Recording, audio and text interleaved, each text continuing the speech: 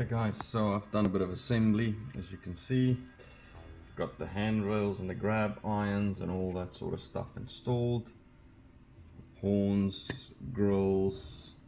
I still have to do the fans. I just have to install them. I've finished painting them up.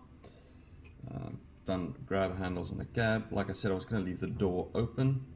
I think that'll be a little bit of a nice touch. So I did a bit of metal chipping on the roof. I don't know if it's coming up well on the camera, but I've done a bit of metal chipping on the roof, and then I've weathered and painted the side frames, the wheels and the tank. This obviously has to be cleaned off with methylated spirits before I can continue with the assembly or the install of the decoder. So got the front plow installed and ditch lights. The prototypical model, it's always nice to know the prototypical, what the prototype looks like, the model that you're modeling off, but it's not always possible.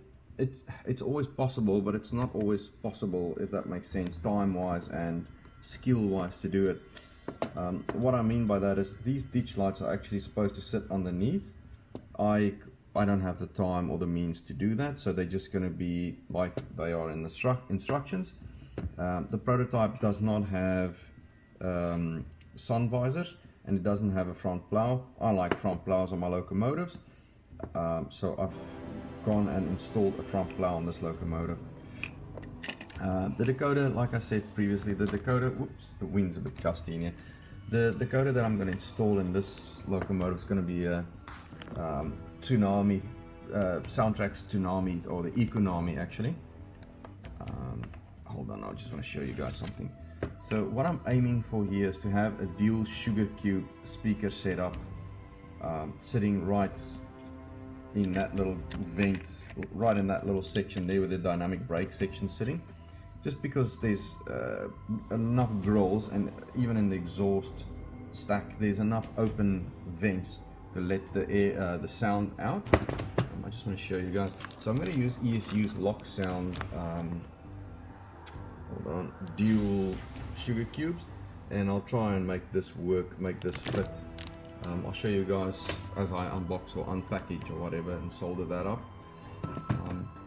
Yeah, so the idea here will be, I don't want it to be too grimy, I don't want it to be too worn.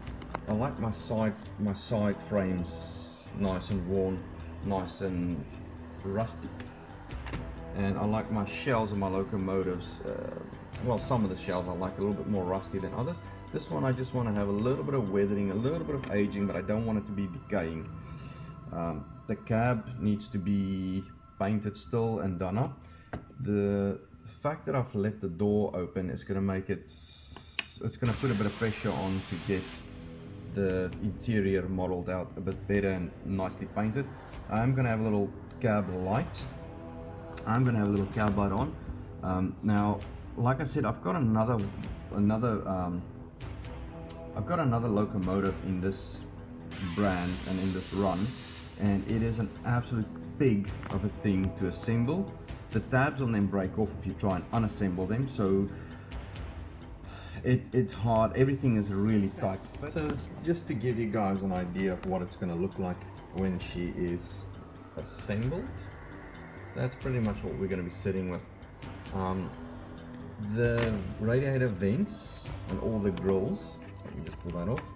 So all these radiator grills and bits, I'm still tossing up with the idea of either making them black, or I'm just going to give them a really solid oil wash. I think black might actually look nice on these back ones, but yeah, I don't know yet. I haven't decided yet. The walkways need to be weathered down a little bit, just a bit of, not grimy, but just giving them a little bit of age, because the white's too bright for a walkway. That's ridiculous.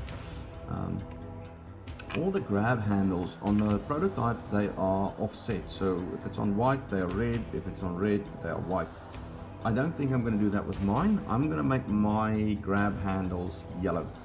I know it sounds bizarre, but I think it's going to complement. The red and white's too predominant, it's overwhelming.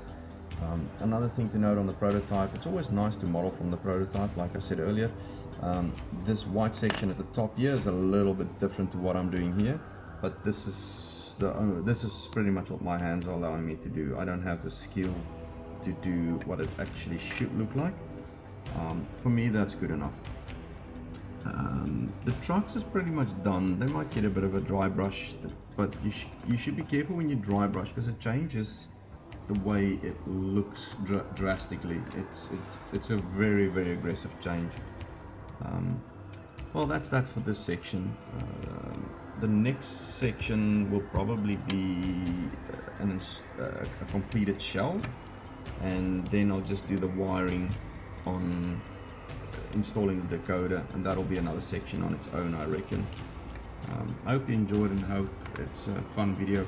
I'm not going to be able to make a lot of videos as time goes on. Obviously with the corona thing, I can't get down to our modeling club, and I'm in the fortunate position that I'm still working during this whole corona debacle, so I won't have a lot of time for these, but I'll try and get them out as I can. Okay, so this is what it looks like once the handrails are on.